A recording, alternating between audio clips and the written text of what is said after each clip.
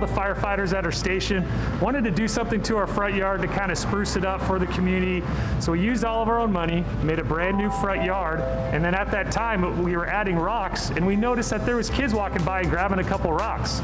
So our engineer Mark Zizi, came up with the idea and said, hey, what if we get kids to paint the rocks and then bring them back? And then he even doubled down on that and said, well, what if we get the kids to paint the rocks, and every rock they bring back, we'll donate $1 to the Widows and Orphans Fund.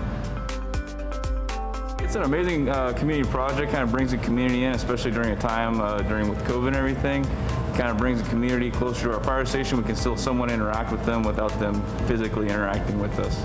It's a means to interact with them, but still having social distancing, because they're not talking directly to us, they're not coming up close to us, but they get to interact with our fire station in some form or another. They get to pick up something from here, and in return, in their name, we get to donate something to a charity. So the charity is the Widows and Orphans and Disabled Firefighter Foundation, and the money goes to help firefighters in need that have either passed away or have gotten hurt on the job. I think with the pandemic, people are a lot more focused on what's going on in their immediate life, and some of the charities kind of take a hit sometimes. So I think right now it's important that we reach out so we can still give to the widows and orphans.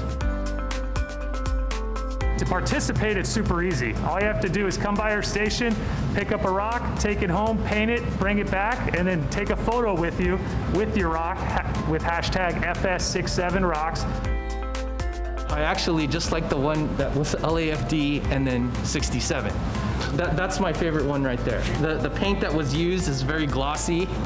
It looks like a car, you know, it's really nice.